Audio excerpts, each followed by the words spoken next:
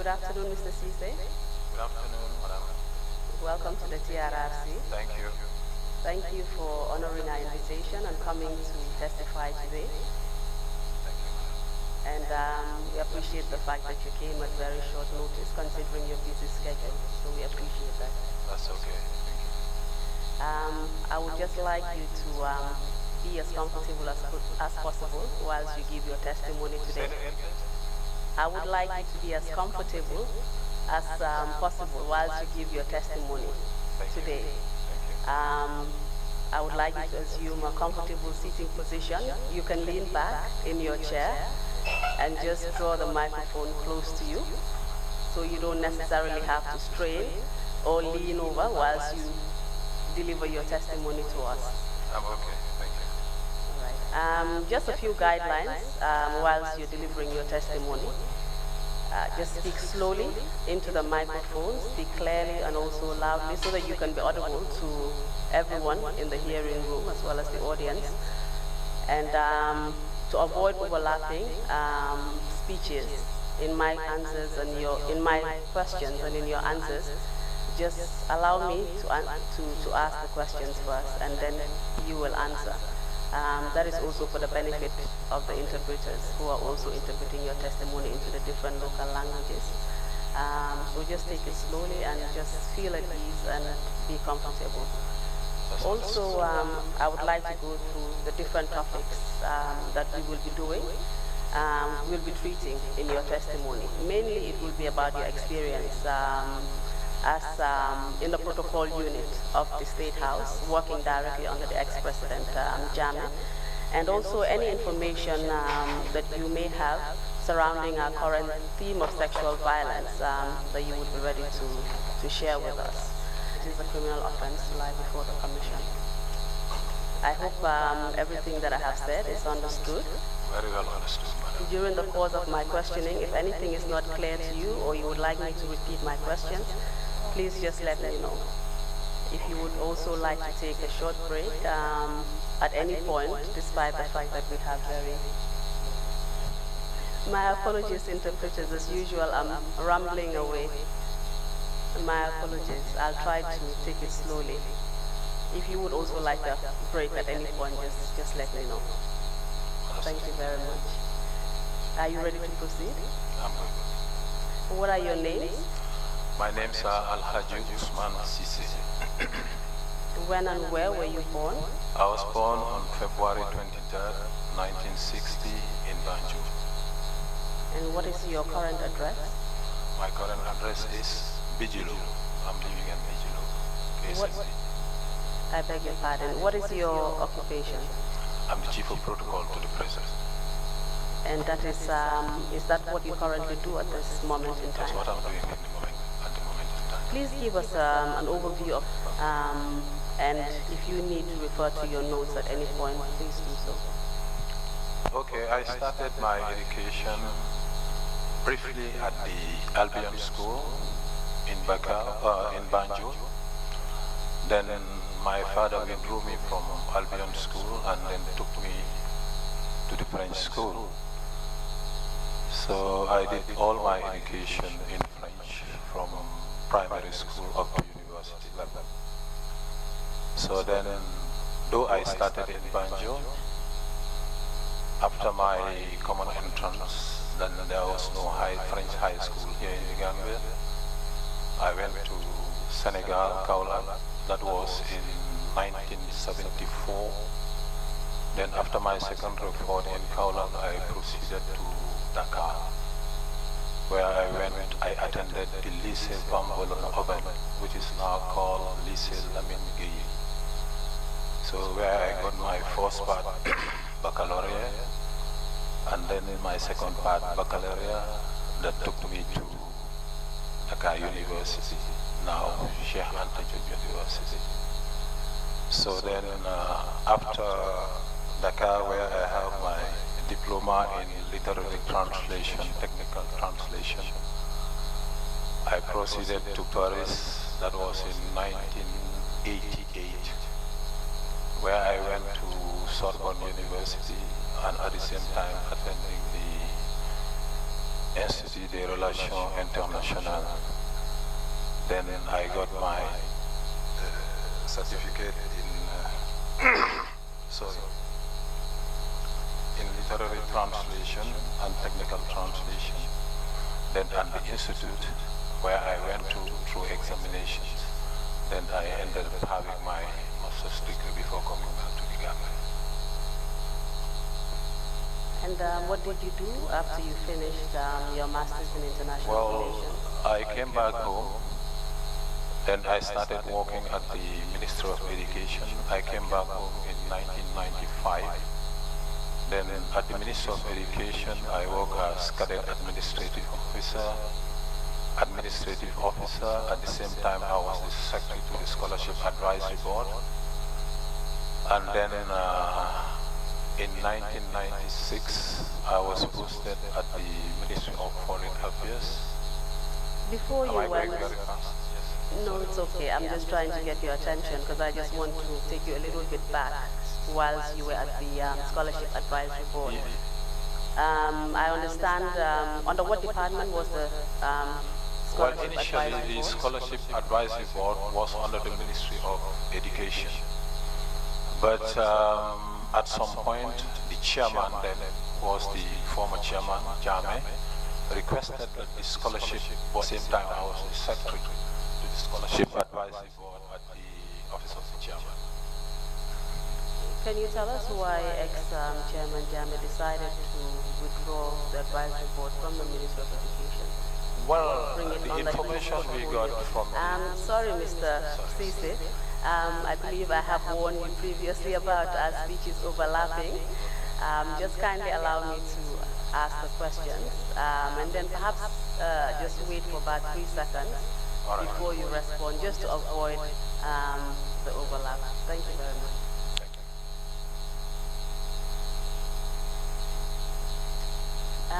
The question was why ex-chairman Jame decided to withdraw the advisory board from the Ministry of Education and bring it under his portfolio at the then chairman's office.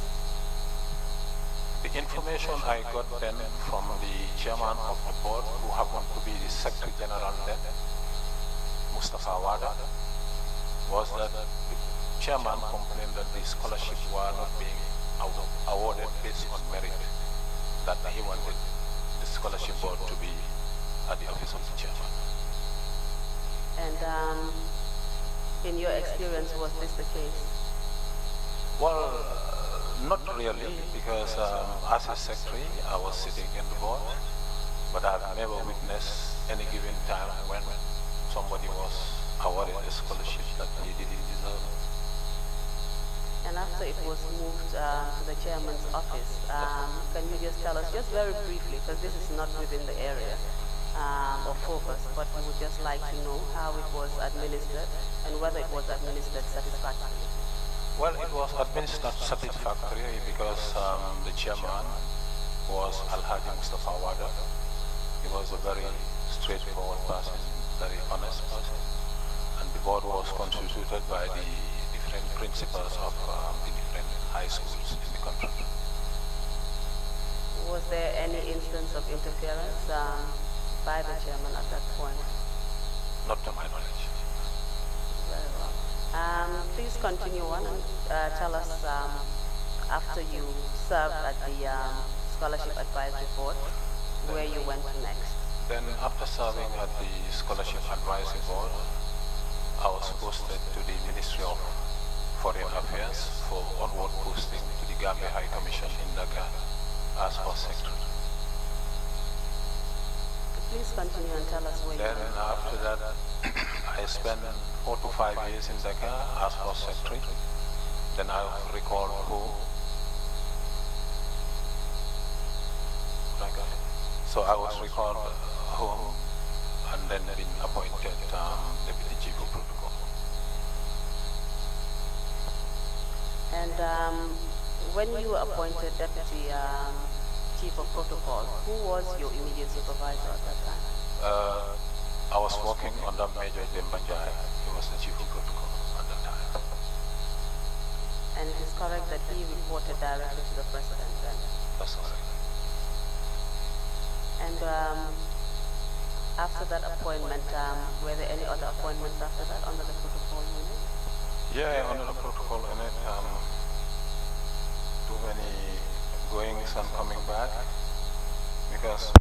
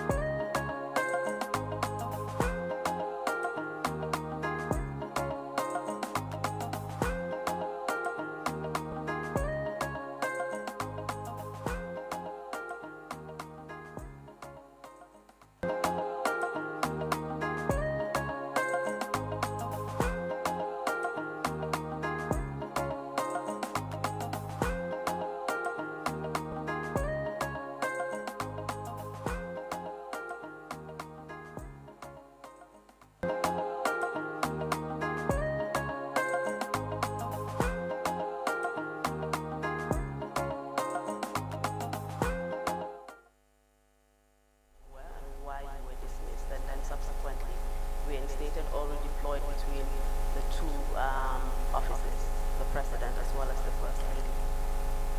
to tell you the truth, I have never ever been given any reason why I was being demoted or dismissed. Did you ever ask for one? No, I never. Why did you not ask for one? Well, because I don't know how to explain it. I just didn't want to be in his trap. So whenever I'm dismissed or demoted, I'll not spend any time there. I'll just pack my things and write my handing over notes and then leave. Who are you referring to as he? The president, the former president. And what do you mean by falling into his trap? Well, I didn't want to be caught somewhere whereby he'll be saying that, well,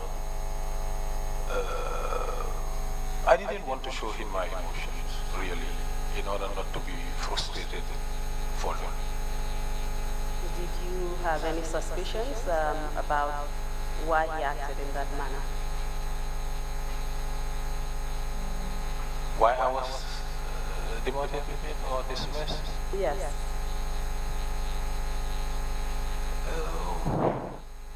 At times he will just ask you, you'll be there trying to recollect, try to know what did I do wrong that would warrant my demotion or my dismissal. You will end up only in speculation, but you will never know exactly why this is the reason you are being demoted or dismissed. Thank you very much. But I'm sure later on we will go into some of the difficulties and challenges that you had whilst you were working at State House. Kindly give us just a preview into the protocol unit at State House? What was its function, as well as the role and responsibilities that you had as Chief of Protocol within the unit? Well, as Chief of Protocol, you manage the President's diary, you schedule daily meeting, you coordinate his activities, be it within the premises of the State House or outside. At the same time, you are responsible for coordinating his overseas engagements and any other assignment he feels you should do for him within the framework of your responsibilities as Chief of Protocol, of course. And apart from coordinating perhaps meetings and trips, would you also accompany him to these various functions or activities that he had? Yes, Chief of Protocol always traveled with the President. And would I be correct in assuming that you spent a lot of time with the President in very close proximity? Well, in the office, because it is the responsibility, the role of the Chief of Protocol to usher whoever has to go in, unless you have a very familiar person or the orderlies to do that. And also it's the responsibility of the Chief of Protocol to usher the President from the house to the office and back. And would you say that you had a very close relationship with the President? Professional relationship with the President, yes. You had a close official relationship with the President? That's correct, madam. Due to the nature of your duties? That's right. You already mentioned that you were working under Dembanjai at the time when he was Chief of Protocol. Can you tell us who else was in the protocol unit at that time? Well, when I first came, Dembanjai was the Chief of Protocol. And the other person I found there was Patun Jaganjai, who was the senior protocol officer to the former First Lady. And then Babukar Jabate was there as protocol to the former Vice President. So at that time, yeah, we were 3 to 4 then. Did you have any protocol officers working directly under you at the time?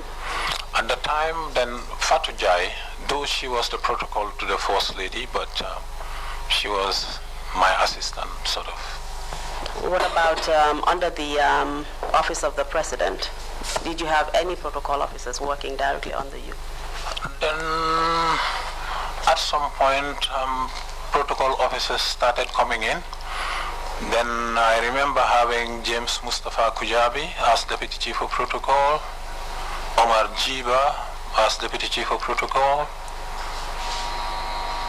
Just to warn you, Mr. Ceesay, I believe we spoke about this previously. Okay. Just in terms of some of the names that are protected, which we discussed, just to avoid naming such names. Okay.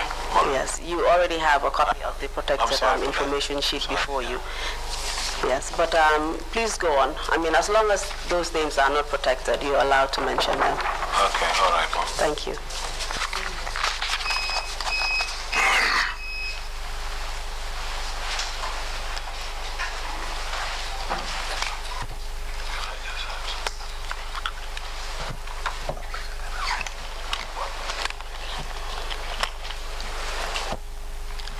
Yeah, please go on, Mr. Ceesay. You mentioned James Kujabi, and who else? Omar Jiba. And what were their positions at the time? Deputy Chief of Protocol. I think James came first, and then Omar followed. Do you remember at what time period they came? What year?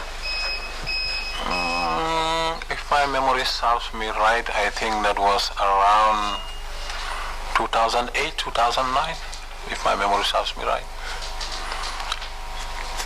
Can you tell us briefly about how they were recruited into the protocol unit? Well, it was an executive directive, to be more specific, madam. And can you just explain what you mean by that?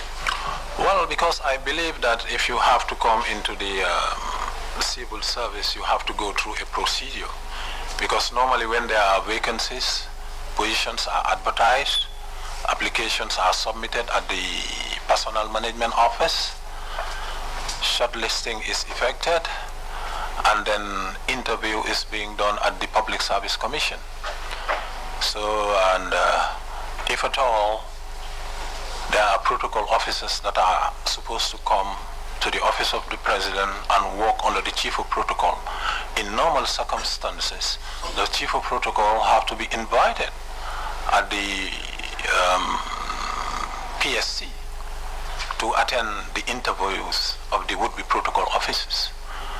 But in my experience, the only time I went to the PSC was when I was myself being interviewed to join the civil service. But apart from that, I have never, ever, as a chief of protocol, been invited to attend interviews that concern protocol officers.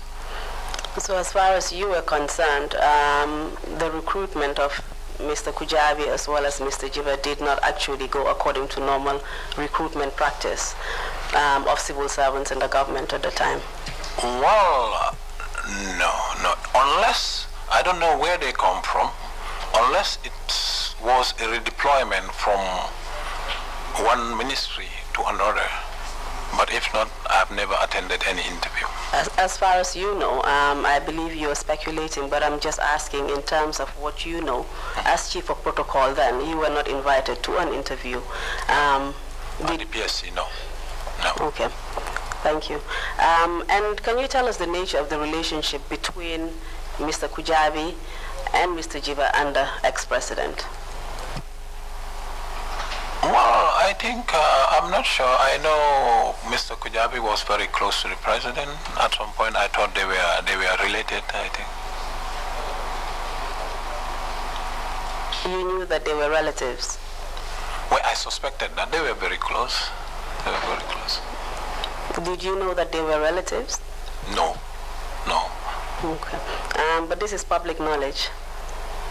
That they were relatives? Yes. Well, okay, thank you. And how close were they? Can you just explain the nature of their relationship? Well, because at times, you know, even if some people have issues that they want the problem to the president, former president, to take care of or to address,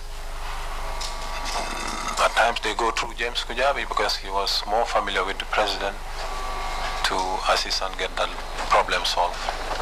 And would you say that he had a closer relationship to the president than you did as his boss? Well, I mean, my relationship with the former president was very professional because I did all my best to avoid too much of familiarity with him. And what about Mr. Jiba?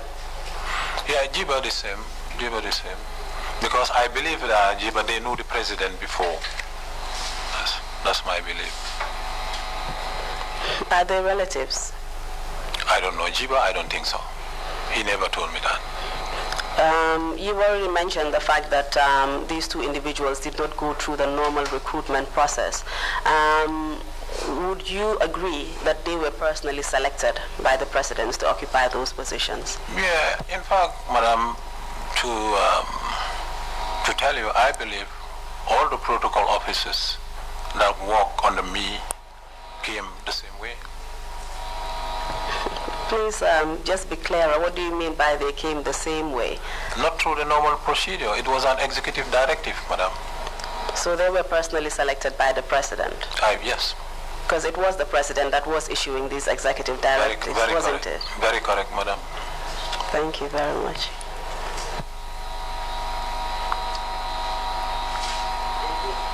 And he obviously imposed them.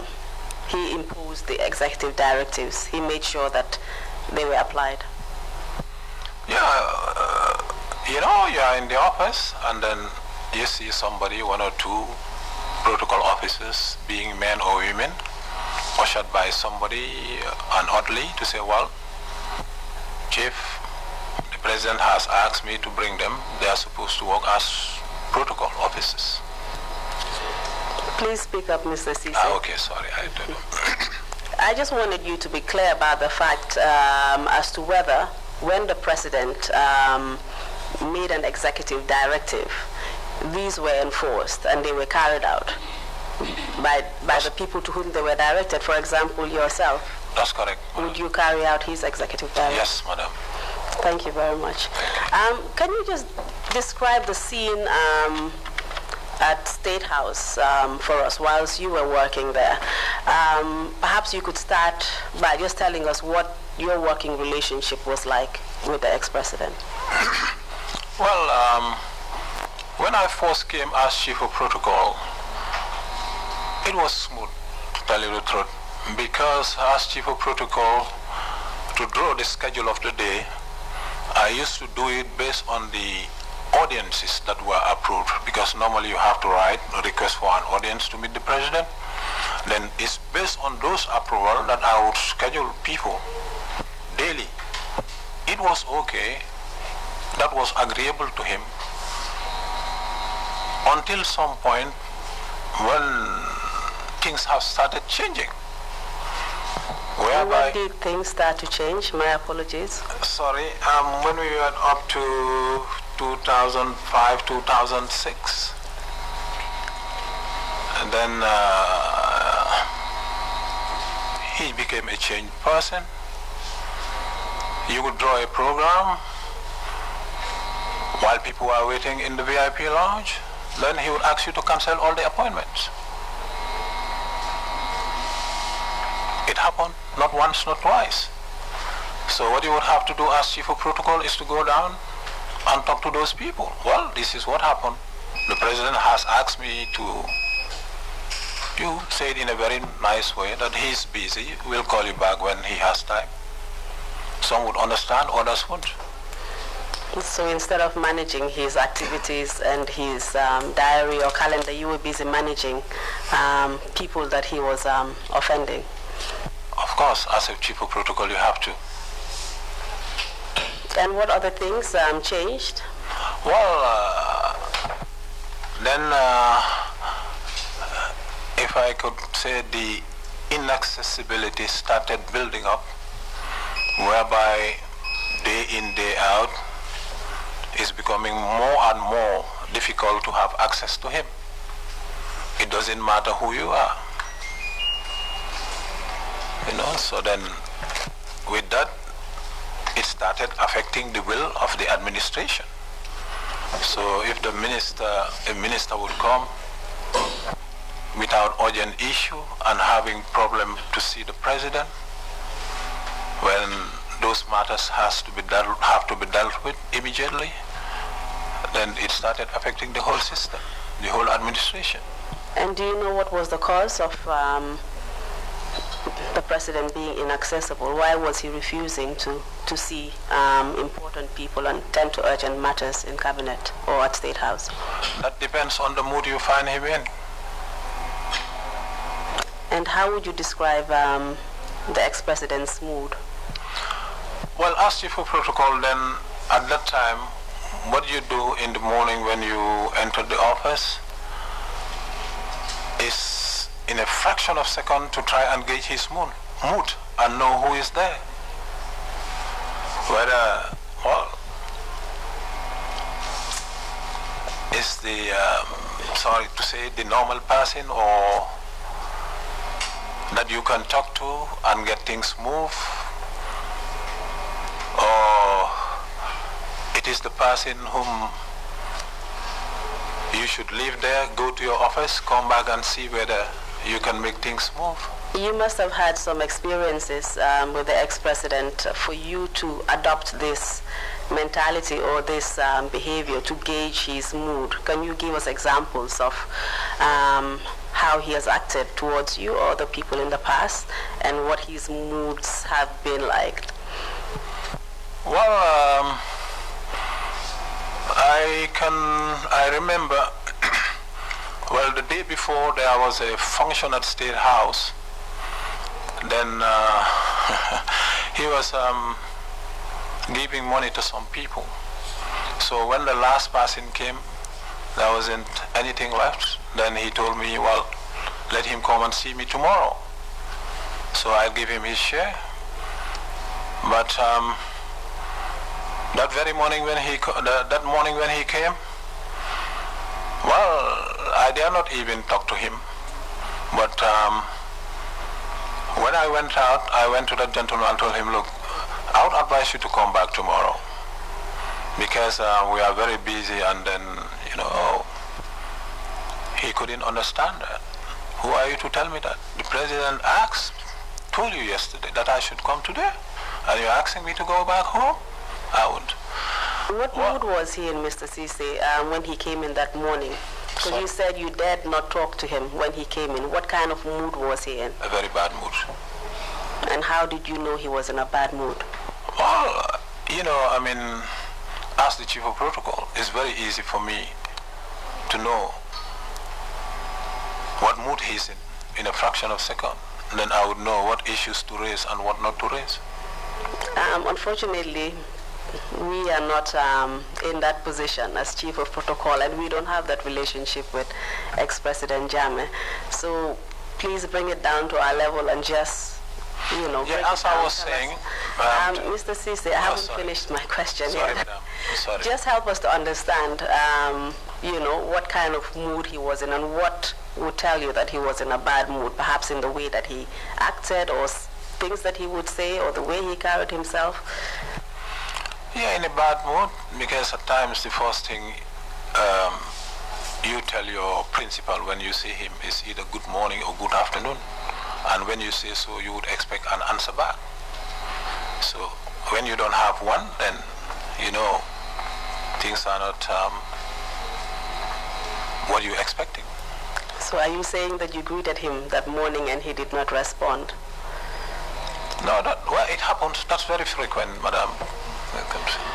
I was just asking in relation to that particular incident. Tell us just what happened on that day and how you were able to assess his mood. No, that particular morning, I cannot recall whether I greeted him in the office or not, because normally you have to usher him from the door to the office. And normally when we do that, you don't do that alone. You are together with the commander, the orderly, and the head security. The commander of what, sorry? Commander of the State Guard. Thank you. All right. So what happened? Just go ahead and tell us what actually happened on that day. Then I asked the orderly to come with me so that we can talk to that gentleman, because my fear was for him not to have what he was promised that very day. Then we went to see the gentleman, but he persisted. Then I told the orderly, well, let's go and talk to the president. Well, I walked in and told him, Your Excellency, the gentleman you referred to me yesterday, he's here. And I don't know whether I should say what he... Please go ahead. We would like to know. Well, let him go to hell. In what language did he say that? He said, let him go to hell. In English? Very well. And how did he say it? As I've just said, madam, with a stronger tone, maybe. That's what I was actually looking for. Perhaps just to describe the tone and perhaps the manner in which he would say it. Yeah. In your Yaya Jammeh voice. What I did, the orderly was there. I told him, let's go. So then, while we were going, I told the orderly, well, let's tell him that the president said he should come tomorrow. So that's what we did. We were able to convince him. He left 2-3 days after. The president was in a better mood. Then I talked to him. Then he gave me the money, and then I called the gentleman to come and collect his money. So you didn't actually give the exact message to the visitor? No, I didn't. And would you normally have to go in with an orderly to see the president? No, I don't have to. So why did you go with the orderly on this particular occasion? Yeah, because maybe I wanted just a witness. Moral support? For moral support, for the gentleman to understand. Please tell us of other instances and perhaps, the attitude, the general attitude of the president towards you and perhaps other members of staff as well that you witnessed. Insults. Insults? What kind of insults? Wow, I don't think, do I have to say that here? Please, because we would like to know the kind of insults that he used.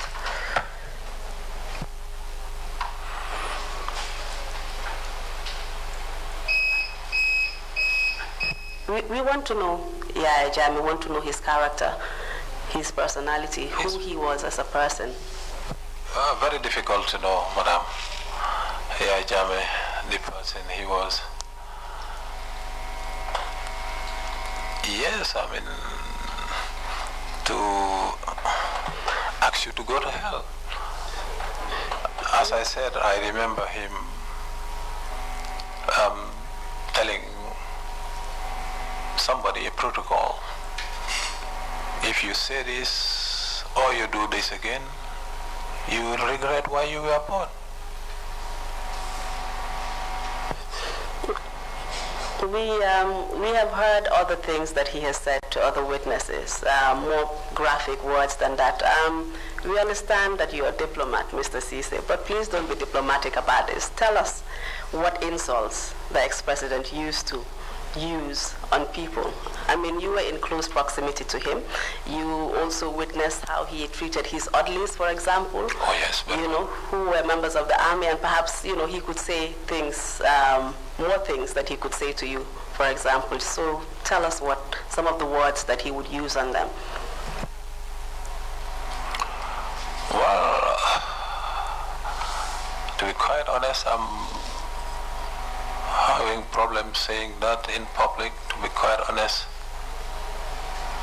Would you like to write them down for us? It's a problem to me because for those who know me, hearing me saying those insults, to be quite honest, I'm being very uncomfortable. I don't know whether I can write it or give it to the commission. This is an exceptional situation, Mr. Ceesay, and you're before the commission. You're required to say the truth. Just tell us. It is not you using them, you're just narrating what someone else said. Well, sulolo amate nako deflu nangam tandem. That's really is more to it, but it's difficult for me to say. What about 6 feet deep? Did he threaten anyone? Well, 6 feet deep, not that he said that in my presence, but I think that was an interview. I heard it over an interview, him saying that.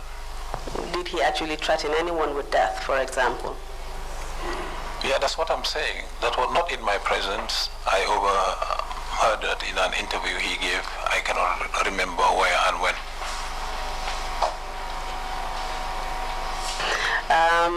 What about any of the threats that he made towards you or his orderlies? Well, for me, what he's been telling me on several occasions, well, if you are not careful, I'll lock you up. And where would he say he would lock you up? Well, at Mile 2. That's the only place. How did he normally refer to Mile 2? His hotel. I'll take you to my hotel if you are not careful. His 5-star hotel or just his hotel? Maybe for him, it's more than a 5-star hotel. What about other threats to orderlies or other protocol officers who were working under you? Those that, because at times you would have the orderlies go to his office without my presence. Yeah. And some would come back to my office crying. They'll be crying, bitterly at times, but in most cases they will never tell you what happened between them and the president. So there you would understand that things didn't go well.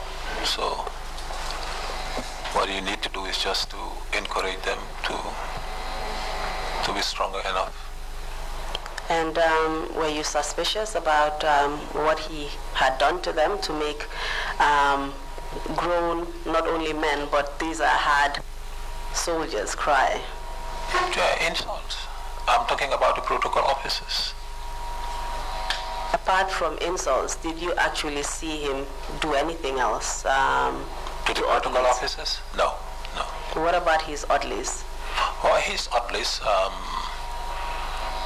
very many things, not in my presence, because normally, you know, the chief of protocol and the orderlies, they work very, very closely.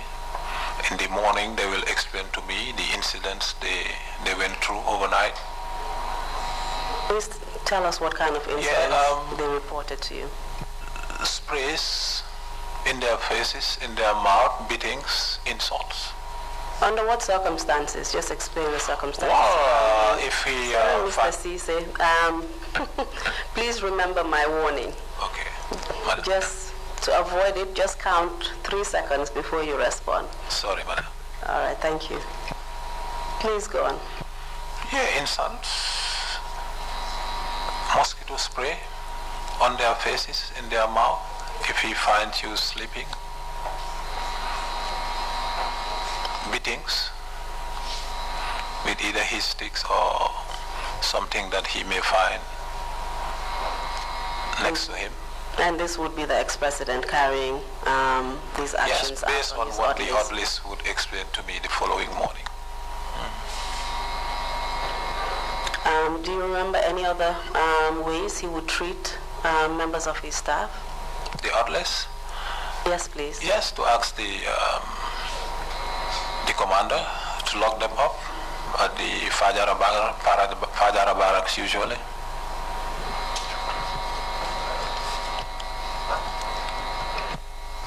Has he ever threatened, because you've already mentioned that he has threatened you with imprisonment at Mile 2. Yeah, yes. And you're saying that he has also carried out those threats in relation to his orderlies at Fajara barracks. That's right. Do you know whether he would order anything else to be done to those orderlies whilst they were under detention at Fajara barracks?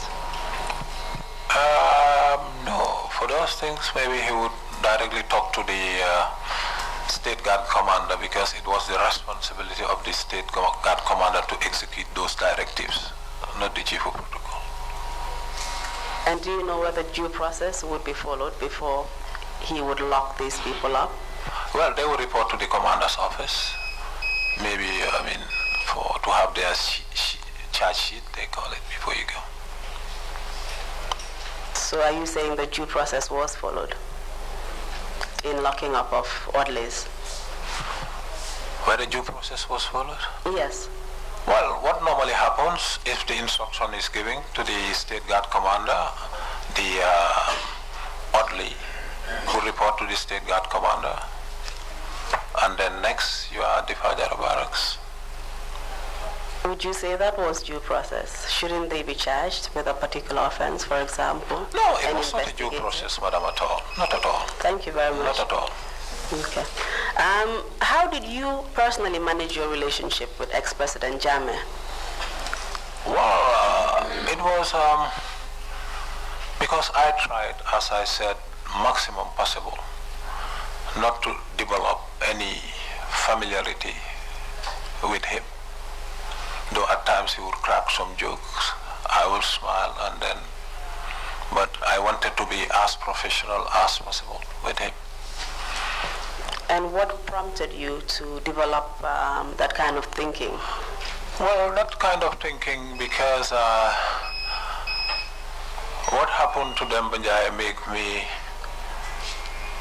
well, stay on my guard, because Dembanjaya, he was my boss, but that was a gentleman I worked with, Dembanjaya, as my boss, because I knew him before, and a very nice person for that matter. And I think as a soldier, he had a relationship with former President Jammeh. Then we were in the office, and I got the news, I cannot recall from who, that Dembanjaya was going to be dismissed. So when they came back from an overseas engagement, So then I found him cracking joke with the presidents. Then I said to myself, well, alhamdulillah, maybe the decision was rescinded. But 2-3 days, I noticed that the directive stood. Then I was wondering, I don't know where I have landed myself here. If he can be cracking joke with him, knowing very well that he has sacked him, then I have to be very careful. And do you know under what circumstances Dembanjai was sacked on that particular occasion? Well, the reason for his sacking? Yes, please. No. Would you say that Dembanjai was an honest and truthful person? Yeah, because he was my immediate boss, and that's what he showed to me. Thank you. Can you, before we move on, can you remember other instances of maltreatment at the hands of the president by yourself, other protocol officers, or at least? Well, I would not say maltreatment, but that I have escaped, if I can call it, implication. Because what happened here was, I was in my office and I got a call from outside, an acquaintance who called me saying, well, there's an elderly person right here in my office wanting to see you because there's an urgent message that has to be delivered to the president. Well, though I was very busy, but this gentleman insisted that I should see that person. But when that person reported to my office, he told me that, well, I'm here, so I have to see the president now.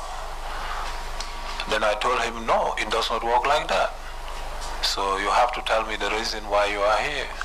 Or if at all you know each other before, I'll go and tell him Mr. X is here. If he wants to see you directly, then fine. So, but he told me, well, there are very important sacrifices that has to be done. So I couldn't remember how many heads of cattle he counted. Well, when he told me that, then I said, well, okay. I called the State Guard commander. I told him, well, I'm with somebody here, and then he has a message that he believed we have to convey to the president. So I went with the commander. He explained the same thing to the commander. That was Commander Bojang, General Bojang. He was the State Guard commander then.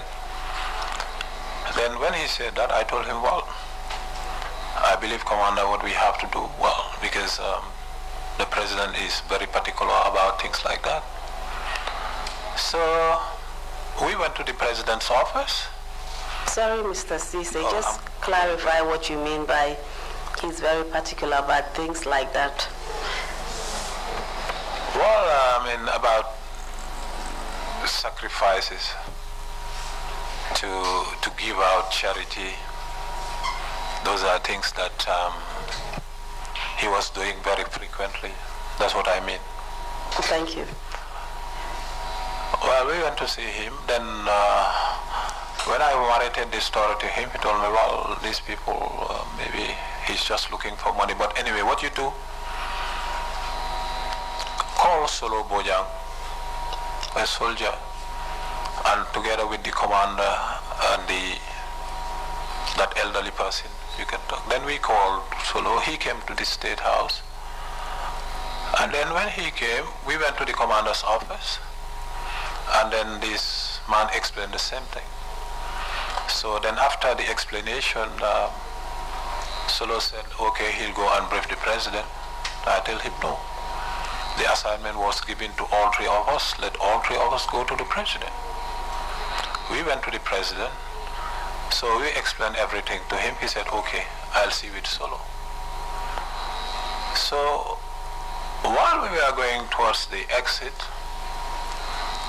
he told me, Ceesay, in fact, I think this is the very person who came here and told you that there is the likelihood for a coup d'etat. 2016 November, 2006. I told him, me. He said, yes, you. I told him, no. Your Excellency, at that period, I was not your chief of protocol. I was the head of the protocol unit at the AU sector. He said, yes, okay. And in fact, I told him, if I was your chief of protocol, I would have traveled with you to Mauritania, because when there was that attempted coup, I think November 2006, they traveled to me. He said, okay, yes. Then, well, that's how we worked out. I went to my office, take ablutions and pray to Raka and said, Alhamdulillah. And why did you do that? Well, because I was of the belief that it could have been worse for me if I didn't have tangible reasons to give you. And what do you mean by it could have been worse? How worse could it have been? Everything could have happened. Maybe I would have been discussed here at the Trrc. Like what? Well, those who went for those, I could have been killed, madam. And what coup d'etat were you referring to? 2006. Was it the coup d'etat of Nur Chan? That's correct, madam. Okay, thank you.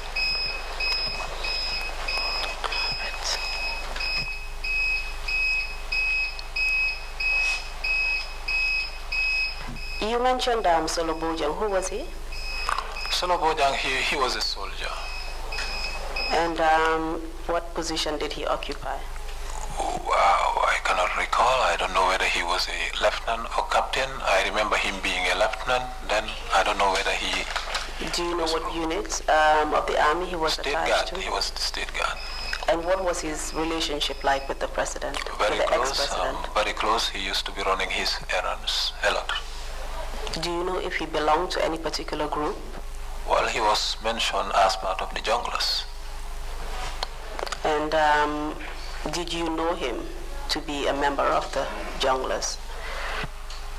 Well, from hearsay, also when we were at the State House, at some point it became an open secret to say that this person is a jungler. So it was very common. Is there anything else you heard about the junglers, and did you meet any of them whilst you were at the State House? We were walking with them. How were you? We were traveling with them. Then we didn't know who they were until very many things were revealed here at the Trrc. And how would you normally meet them? Under what circumstances? How do we? How would you normally meet them? Under what circumstances? No, what I'm saying, these were state guard soldiers that when we were traveling, they were part of the security, the security personnel that were accompanying the president. And was this unusual? Sorry? Was this unusual that they would be part of the security detail? No, but at then, myself and many of my colleagues didn't know who they were then. We didn't know they were junglers then. But you saw them frequenting State House? Yeah, they were state guard. They were working there. And do you remember anyone in particular or any one of them? The junglers? Yes, who used to frequent State House? No, but they were there. They were soldiers working at the State House. And how did you feel when you heard the revelations about the work of the junglers? Well, some of us were scared because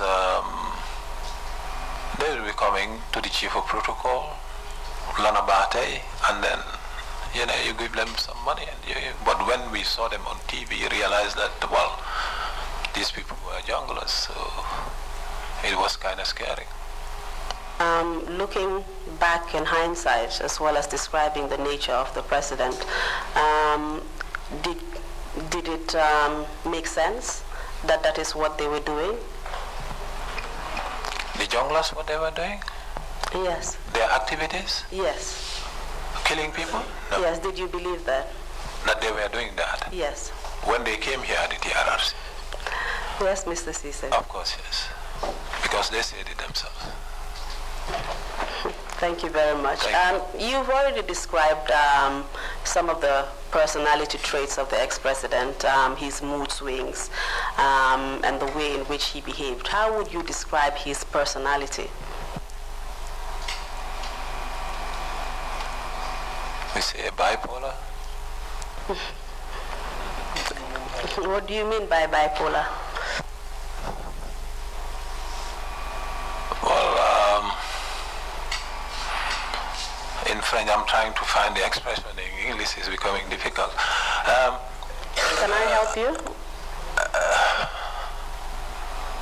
Would it be multiple personality disorder? Yeah, multiple. Even if you can have a stronger word, maybe, but multiple should Please be help okay. us with that stronger Well, word. that's what I'm trying to find. Multiple personalities, you know. Okay. Do you have an expression in French, or perhaps you can just explain how he behaved? Une personne aux deux extrémités rapprochées. That Mr. Chairman would probably have to interpret that for us. Okay. Person with multiple and opposing personalities. Lead counsel tells me that it's a person with multiple and opposing personalities. I think that should. Or inconsistent personalities. Yeah, the inconsistency was there. So would you describe his behavior or personality as very erratic, And very irrational, and very unpredictable. and unpredictable? Very.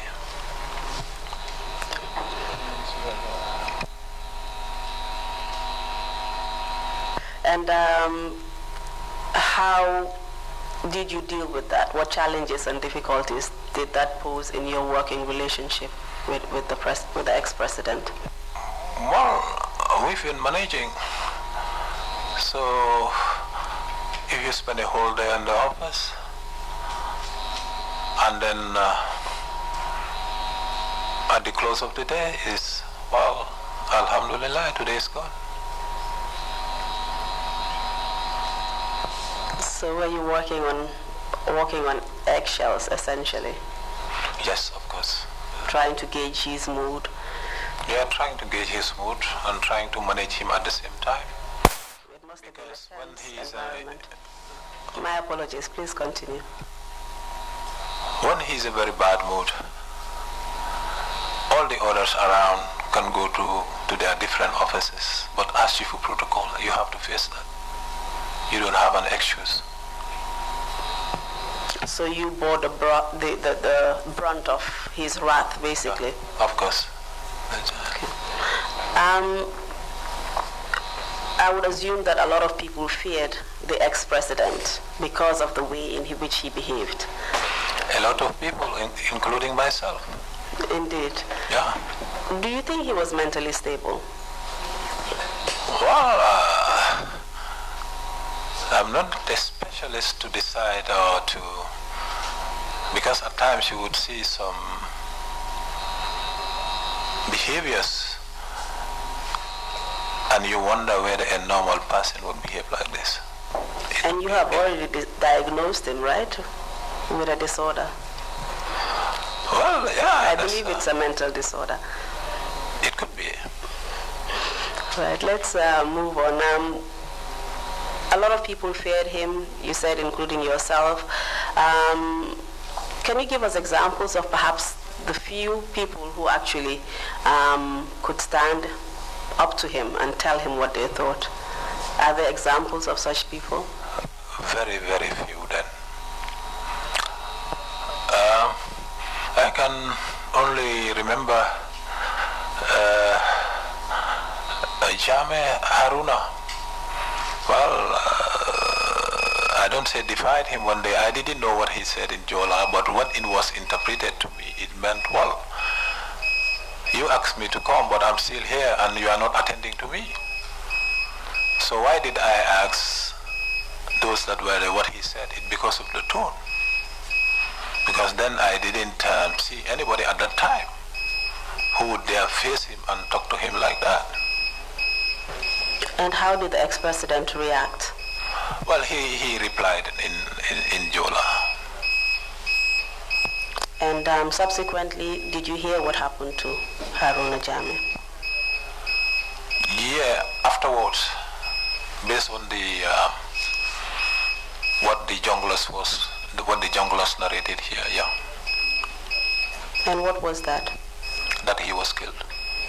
And do you know under what circumstances he was killed? Well, I think he was taken in the bush, and if my memory serves me right, was it Oya or somebody that there was a rope tied over his neck, and they pulled it from different ends, and then he fell down. And who gave that order to kill? Well, I was not there. I was not the one who was given. According to what you heard the junglers say. Well, that the order came from the former president, based on what they said. All right. Thank you very much. We'll just move on to another area. We've heard lots of testimony within this sexual violence theme that we're dealing with about a special group of protocol officers that were at State House. Do you know anything about a special group of protocol officers that existed at the State House? Yes. Group of protocol officers that would be sent to the chief of protocol. No, there were very many. Some men, but mostly young ladies, that would be ushered to my office and said, well, these are protocol officers that the president has access to bring to you, and that they should work under you. That was very frequent. And just let me just repeat the warning again, just in case you make a mistake, not to name any names. But would you know how these protocol officers were actually selected and recruited? It was an executive directive. And you have already explained to us in detail about what those executive directives were. And did you have a choice to accept them or not? We had to accept them. We didn't have any choice.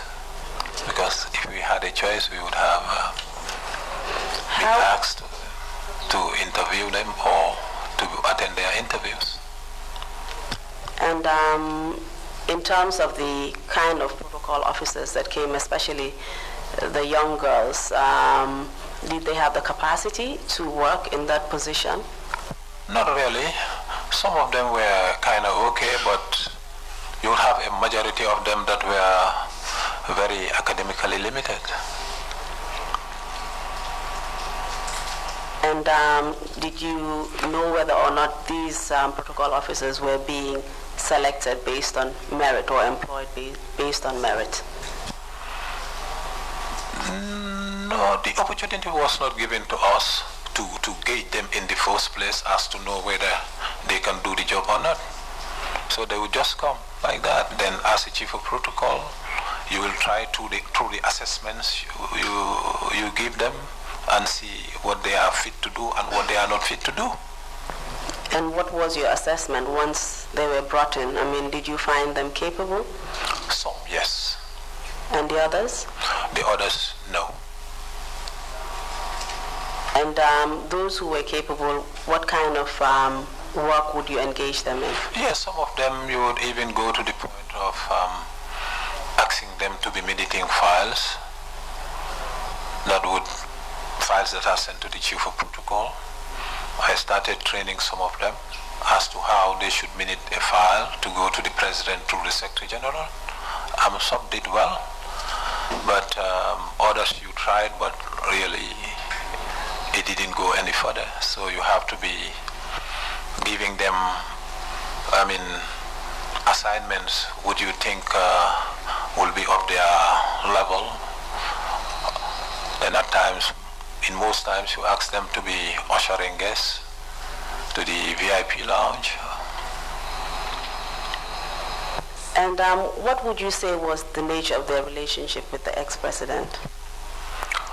Well, some of them, Madam Counsel, it was an open secret.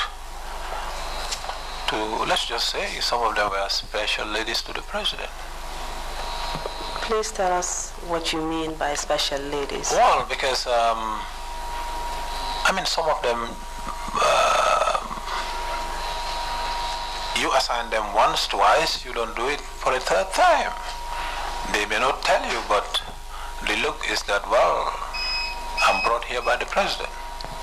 So you could not hold them accountable? Sorry? You could not hold them accountable? Not at all. And why was that? Well, simply because they were all brought to me because it was an executive directive. Some of them would understand that there's the chief of protocol, we have to work under him. They would take my instructions, but others were seeing things differently. And what you could do is just to manage them. Please elaborate and explain so that we can understand. Sorry, ma'am. Please elaborate and explain so that we can understand what you're saying. What I'm saying? Yeah. No, what I'm saying is some of them would come with a reasonable academic level. You see that, well, there is something that you can put onto these ones. Because that's how I say things. I just approach them professionally as a chief of protocol. Even to see whether through the job you can build their capacity. Some will, okay, accept, but others won't. And I believe you've already explained the circumstances you were in because of their relationship with the president. Yes. You could not hold them accountable. But you also said that the nature of the relationship of these girls to the ex-president was an open secret. What was an open secret? No, open secret, because at the State House, everybody would understand, okay, you just, the name of protocol officer was just a cover-up. For what? Huh? For what? For their being there. Please call a spade a spade. That's what I'm saying, madam. Tell us the nature of their relationship with the ex-president. Well, their relationship, that's what I said, it was a special relationship. The only thing is that when we were in the office, we are together with them. So when we close work, we'll go home. So we'll not go home.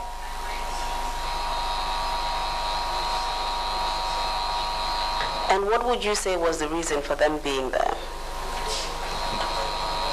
Say it again, please, ma'am. What would you say was the reason for these girls being there? Being there. Yes, at State House. You said it was a cover-up. A cover-up for what? Yeah, because what I mean, it was a cover-up for them to be called protocol officers, but maybe he needed them for something else. But, like what? You can call, well, I cannot tell you what, but what we normally say, Junju Doina Baram Hell. Please tell us the translation. We need further elaboration. I mean, we cannot, you're speculating, and I can tell you what. we cannot read into these things. You need to tell us what you mean. What I mean is this. We are in the office. I'm the chief of protocol. After work, I'll go home. Some of them will come to the State House after working hours. And they will go to the president. Be it in Banjul, be it in Kanilai. Sunday, public holiday, it doesn't matter. These girls, were they being referred to by a particular name? Particular name? Have you heard them being referred, Special. for example, as the president's girls? Special president's girls, yes. Special ladies. You've also heard them being referred to as special ladies. Yeah. And what do these terms imply to you? To me,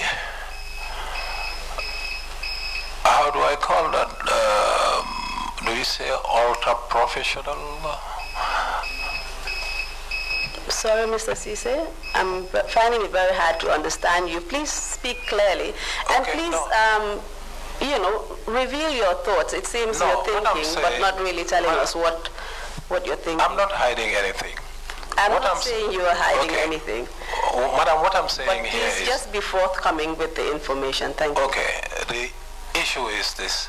The chief of protocol will be with those ladies only when we are in the office. After close of work, I'll go home. And then tomorrow they will tell you X was here yesterday. Or X was were in Kanilai over the weekend. And who will tell you this? Well, maybe my assistants or we have that close relationship with the others to tell you. And you believe this? Yes. Because of the way you've seen him behave with these girls? Very well. Are you aware of any of these protocol officers actually living within the premises of the State House? Well, there was a building at the marina where some protocol officers were staying within the State House. Was that normal? Not normal at all. And why do you think that they were there? Were they there? Let me ask you a direct question, Mr. Ceesay. Go ahead, madam. Were they there for the president's pleasure? I want to believe so. If after work you stay there instead of going home. And his sexual pleasure, I mean. It could be. I'm putting it to you that you know so. You're just being diplomatic, but you know that. Well, because I cannot be that specific. Because I'm saying that based off my understanding of their being there. And did you know the ex-president to be seeing any of these protocol girls? Seeing? Yes. Meaning? In a relationship, a romantic relationship with any of these girls? Yes. Sexual relationship, perhaps? Well, sexual because I didn't go into their intimacy as to know what was going on. This is something that we just believe was happening. Mr. Ceesay, can you kindly take a look at the protected information sheet? Yes, madam. And if you know of any girls that the president was having a sexual relationship with, can you kindly circle the number? I have to circle it. And tell us which number it is. What I'm sure of. Number 3. I have to call the numbers, right? Yes, please. Don't Number name 3. the names. Number 4. Number 9.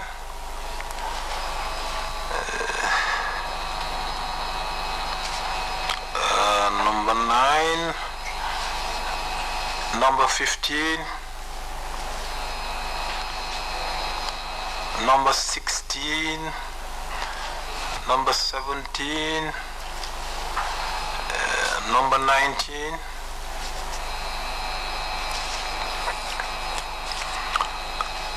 Number 21.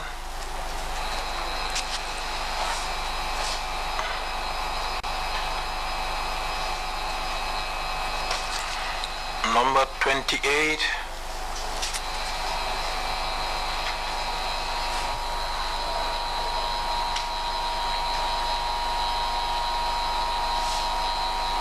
Yeah, so far this is the number 26.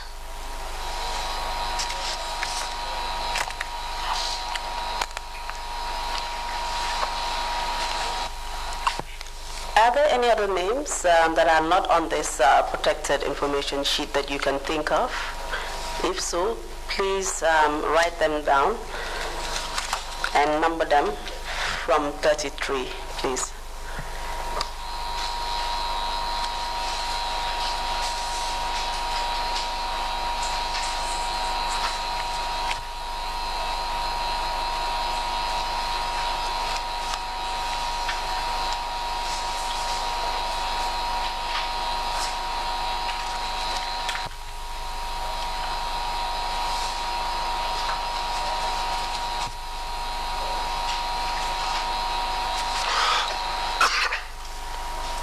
33 years.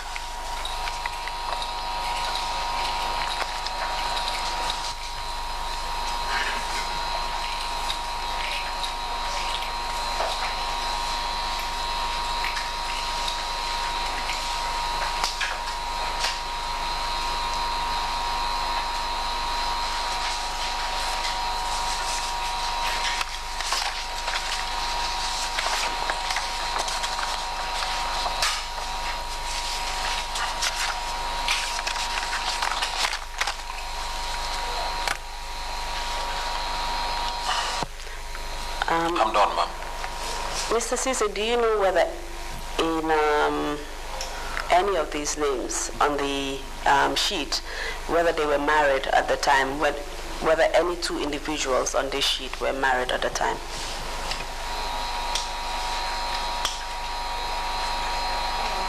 Number 9? Yes, number 9 and who? Number 9? 19?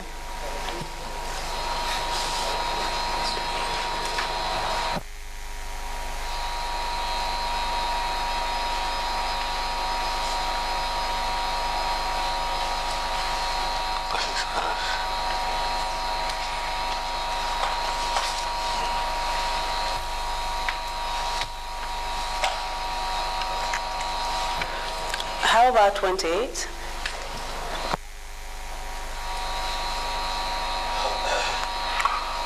Well, then, I don't know. At that time, I was not sure whether she was married or not. 28, I was not sure. All right, thank you. Let's just move on. I would just like to ask you some questions surrounding some of the numbers that you have circled, and just to warn you again, not to reveal their names or any identifying information. Number 3 and 4, or perhaps I should ask which of the numbers you have circled were protocol officers?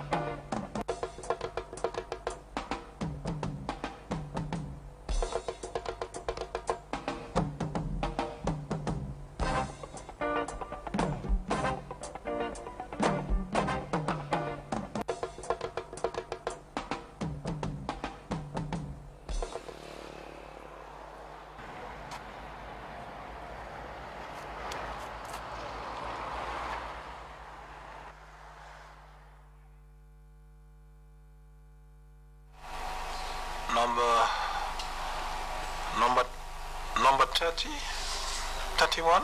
Well, Sorry, Mr. Ceesay, what number did you last mention? it's 30.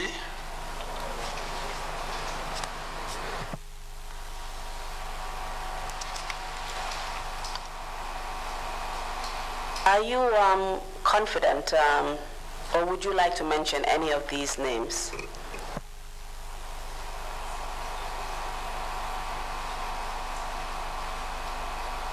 I mean in terms of the facilitators, not the protected woman. From number 30 to number 32.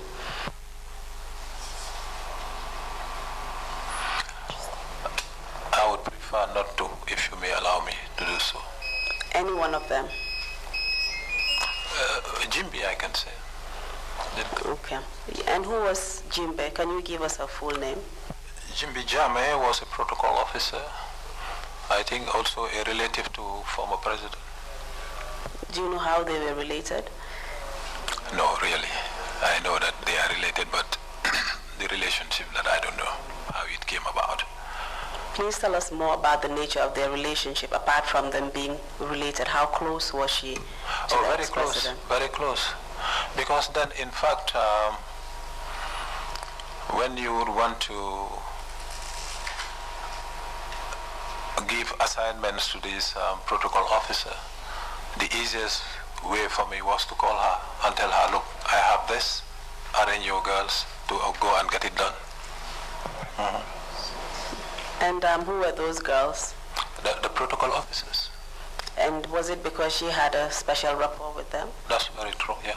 Do you know how she developed that rapport? What was her relationship with these girls? Because she was the link between them and the president. So did she actually facilitate bringing them into State House? Is that what you're saying? That's right, that's what I'm saying, Mom. And without mentioning number 32, just tell us what the particular role of the person was. How did she or he facilitate these girls coming into State House? That person was, number 32, was coordinating their coming to the State House. And who was brought as a result of this person, and under what circumstances? Ladies. What kind of ladies? At times Gambians or foreign nationals. Not all, but Gambians and foreign nationals. From which countries? Foreign nationals. And how would you call number 32? Would you have a particular name or a special name for the person, special word? A facilitator, maybe. What about a pimp? A pimp. Would Yes. you agree that would be an appropriate word? Yes, madam. And why would you say so? Well, because the role that person was playing is that of a pimp. Please explain for those people that don't know what a pimp is, please. Is to be given or to be assigned to go and get a lady for a particular person and bring it to that person. That's my understanding of a pimp. And where would these ladies be taken to? To the president. Where in particular? Banjul, Kanilai. And for what purpose? For what purpose? Well, Please call a spade a spade. no, okay, not that I'm hiding something, but I'm looking for the words in order not to offend the Just be committee. direct. Well, for the president's desire, Is that his sexual desire, sexual pleasure? yes, madam. These foreign women in particular, did they have a particular look or physical appearance, just out of interest? Beautiful. And how else would you describe them? What was their complexion like? Light skin. And what would you say that was the taste, a particular taste of ex-President Jammeh when it came to women? Wow.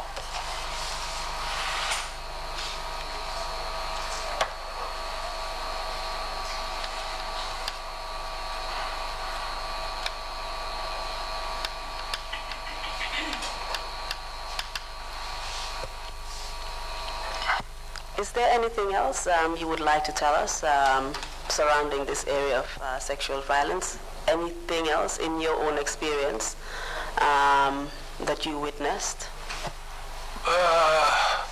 Not really, because after work, close of work, I would go home. And I used to go to Kalilai only when there were functions that would require my presence there. And after that, I would just leave and come back to Combo.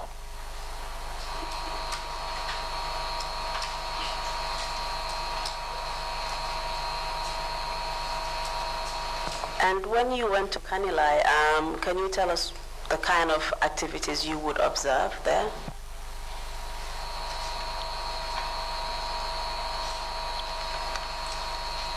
Please proceed, Mr. Ceesay. I'm just consulting with members of my team. You can proceed. What did he say about? I asked whether you observed any particular activity going on in Kanilai surrounding this theme that we're looking at when you went there on functions. You know, when I go to Kanilai, I don't stay at the residence. I used to stay at the Sindola. From the Sindola, I'll organize my program, then after the program, then I'll go home. And some of these ladies that would be invited to the function, you will leave them there and go. And would some of these ladies be the ones you have marked on the list?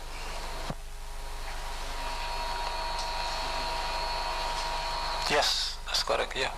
Would they also include women who were actually brought by number 30, 31, and 32?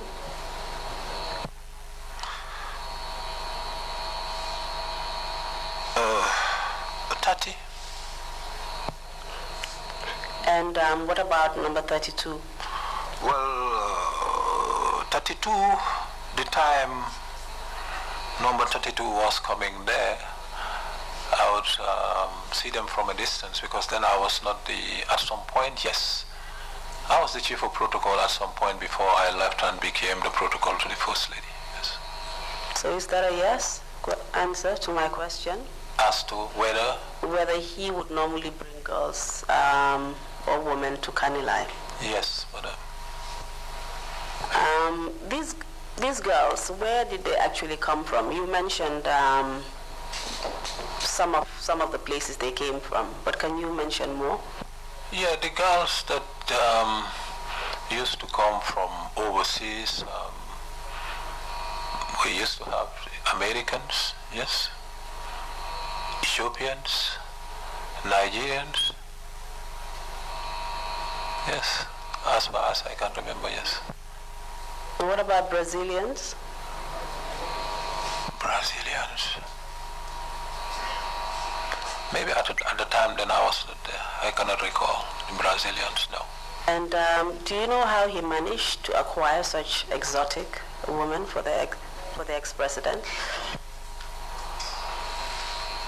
Well, that I cannot tell really. How did that number 2 manage to have those people or those ladies into Banjul? No, I don't know. I have no idea. And do you know what the purpose of these foreign girls being brought from overseas to the ex-president were for? You know, because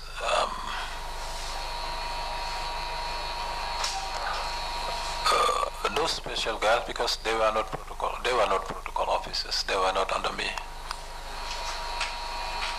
I believe you've already answered this question, Mr. Ceesay.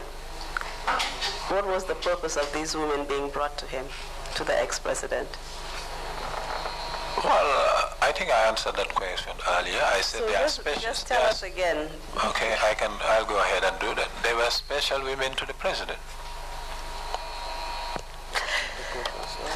That wasn't the purpose. Please tell us directly what they were for.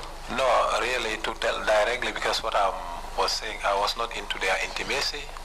I would see them there, and they would go into the president's complex, so that's where I stopped. And did you suspect what they were for in that case, taking into consideration what you told us about all the other women? What do I suspect?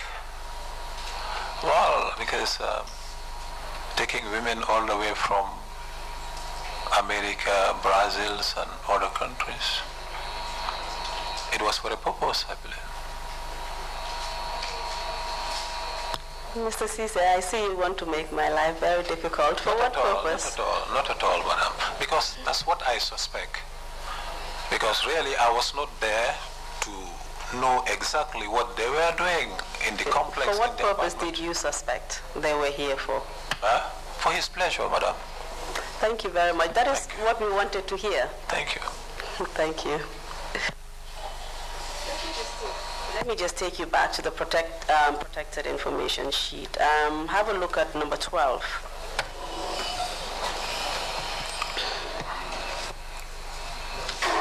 Yes. Do you know anything about them? I should have circled number 12. Number 12, yes.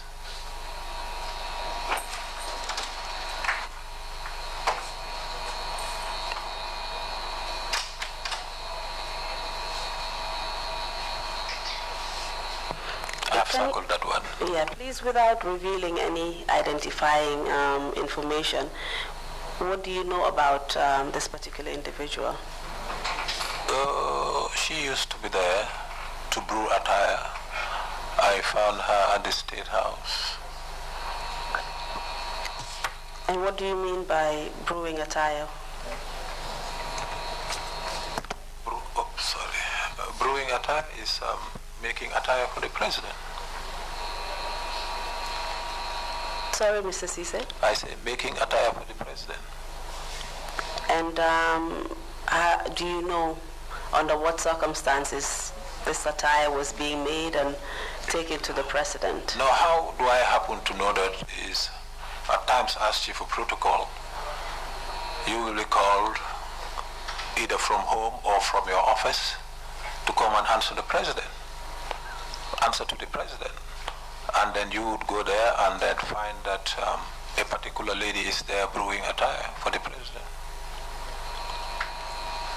And was this brewing of attire a special or regular activity for the president, the ex-president, Jammeh? Well, I will just say based on what Yusufa has just said here. He said it all, and I believe all that he said. Because he was an orderly, and we were working very closely. So the only thing is that he would spend more time with the president than I used to do. And what did you hear Yusufa say about these women who were brewing attire? That they were special ladies who would brew attire, take it directly to the president, neither through the steward nor the orderly. And when the boys brew attire, it has to go to the president through the orderly or the steward. And was it normally for people to have such direct access to the ex-president? No. That was unusual? No, you don't have.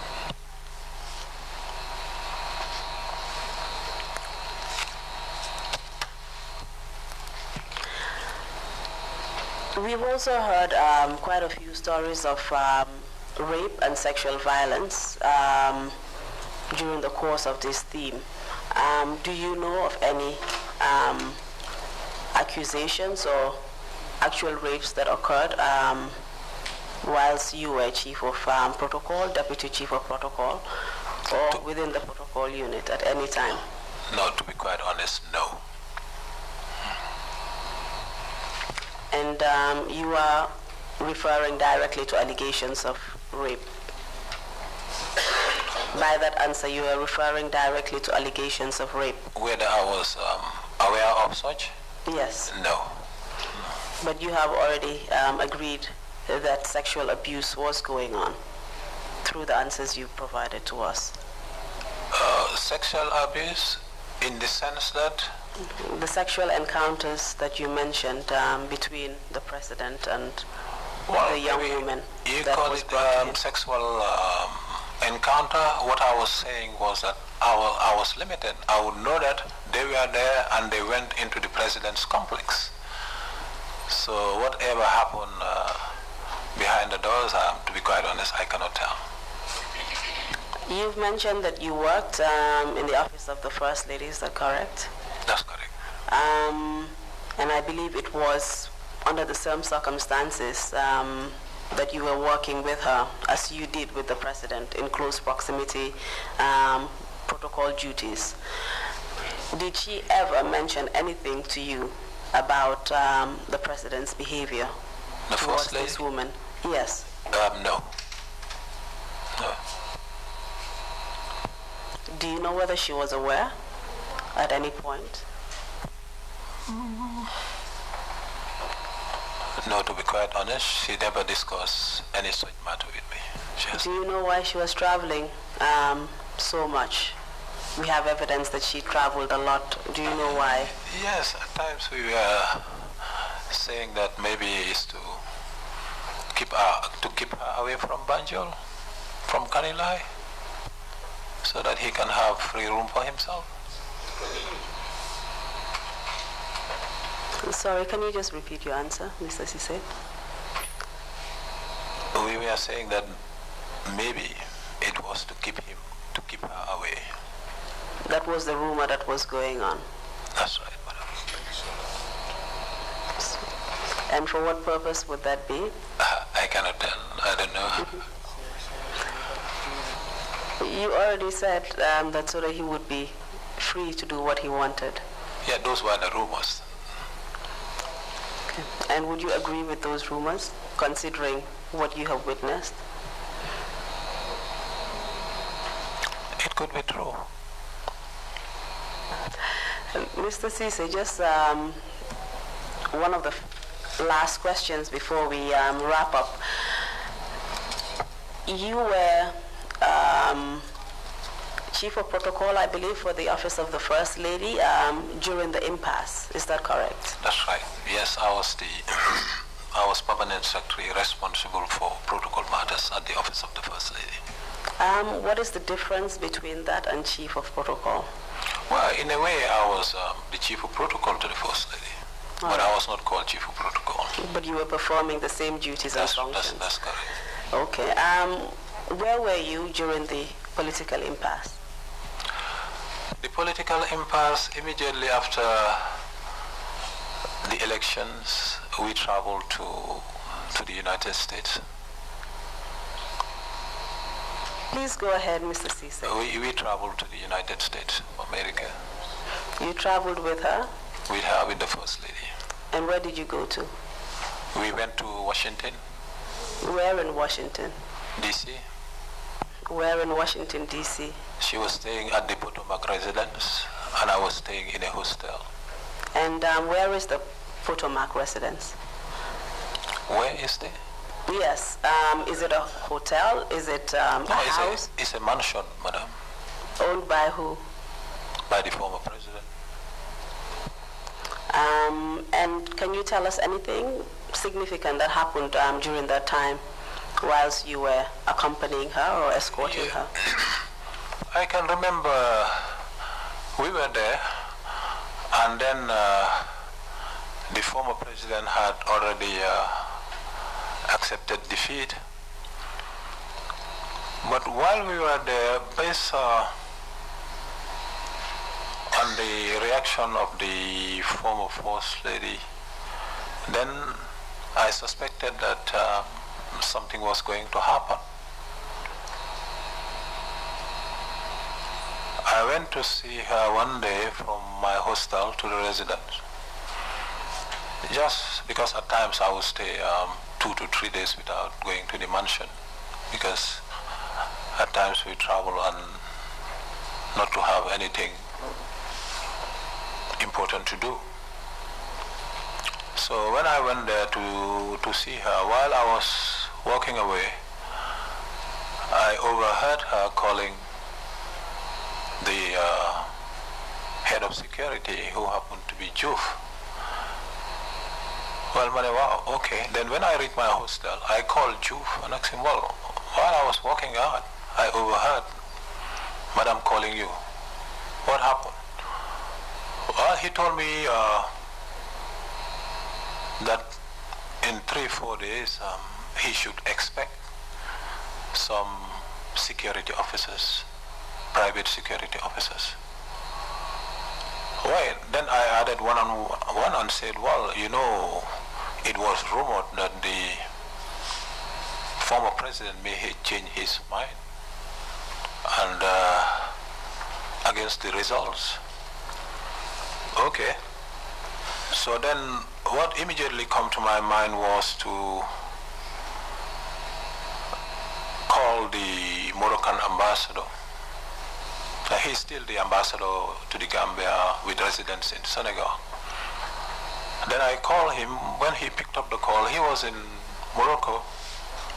Then he told me, yes, Chief, I'm sorry, I'm in my hospital bed in Morocco, but you can go ahead quickly and tell me. I told him, wow, I suspect that the president may change his mind and reject the results of the elections completely. So I told him, what do you want me to do? Well, I told him, well, if this happens, it's going to be catastrophic in my country, and anything could happen. So what I want you to do, would it be possible for you to contact somebody in the King's Chamber and ask him to talk to the First Lady with a view to dissuading him to talk to the husband, not to change his mind regarding these election results?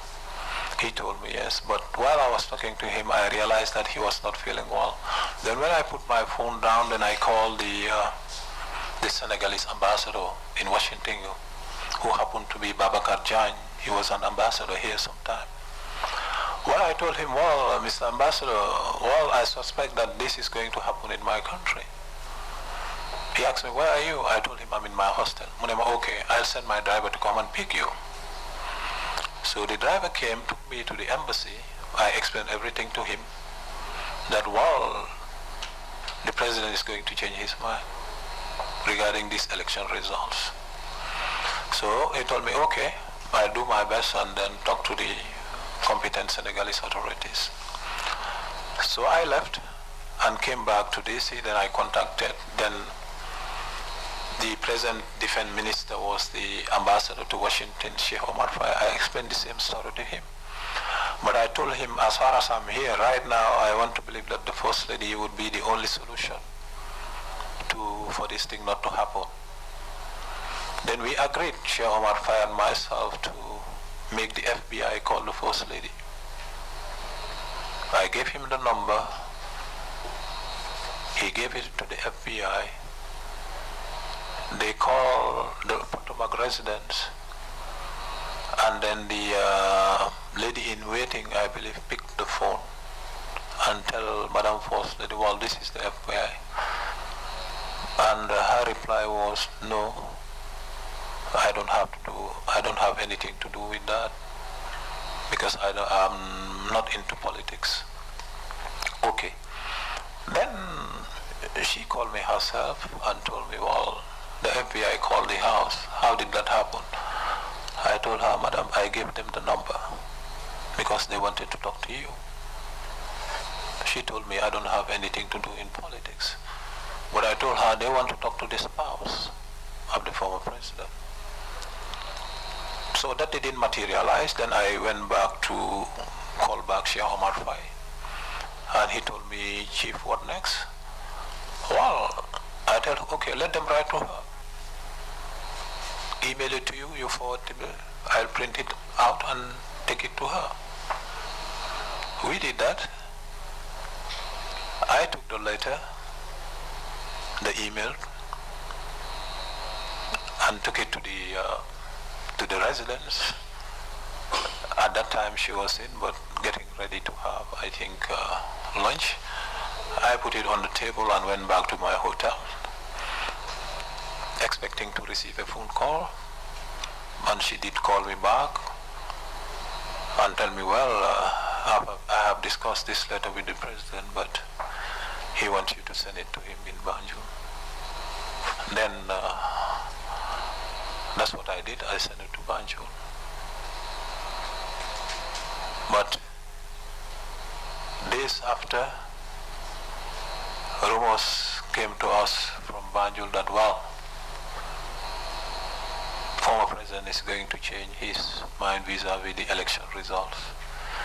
And then I called the Senegalese ambassador and I told him, well, what I was telling you is very near and something has to be done.